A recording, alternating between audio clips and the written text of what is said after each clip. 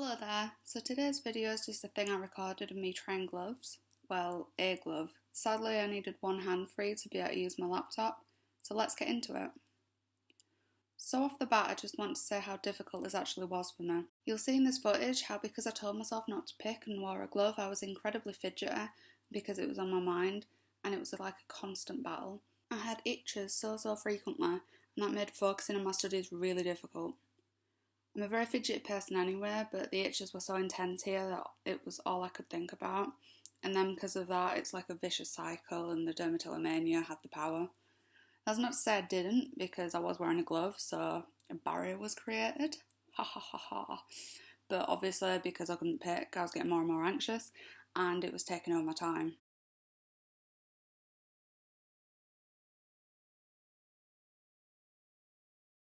I thought I'd get a drink at this point because I wasn't really managing out, so have a drink, Lily, that'll help. No. My nose just felt so itchy and also around my eyes, and I ended up with an eyelash or something in my eye that didn't help things.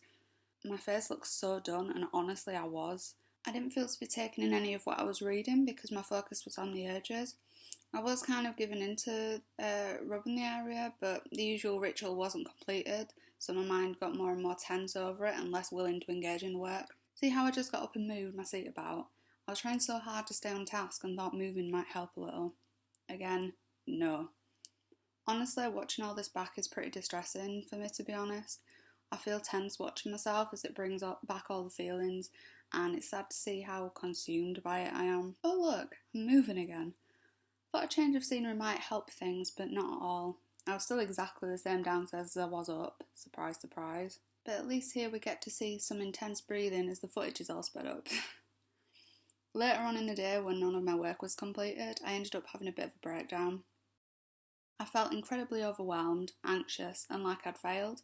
I ended up giving in to the picking, and then felt even worse about myself because I hadn't completed my work and I'd also failed my self-set task of having a pick-free day. But in reflecting back, I had been successful. I'd created a physical barrier in wearing the glove and therefore challenged my mind. All of the tension of the day came out in a big cry and a little session, but I'd achieved something.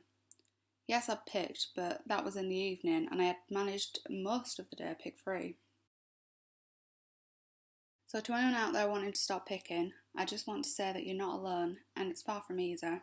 But small steps are the way to go. It's all about us trying to train our minds and wean them off this mechanism.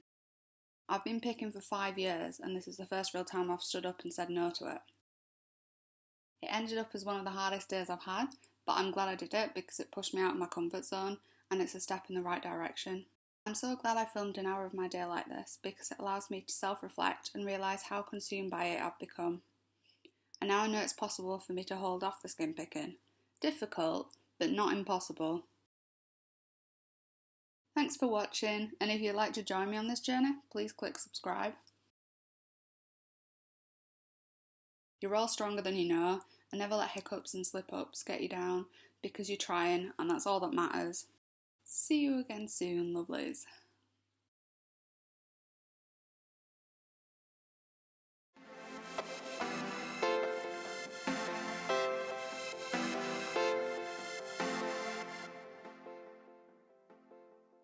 Okay, so I did actually allow myself to pick the glue off my carton, but I figured this was fine because I wasn't causing harm to myself. The sad truth of it is I had a better time focusing here than I did all day, and that needs to change. But I'm hopeful it will with time and perseverance.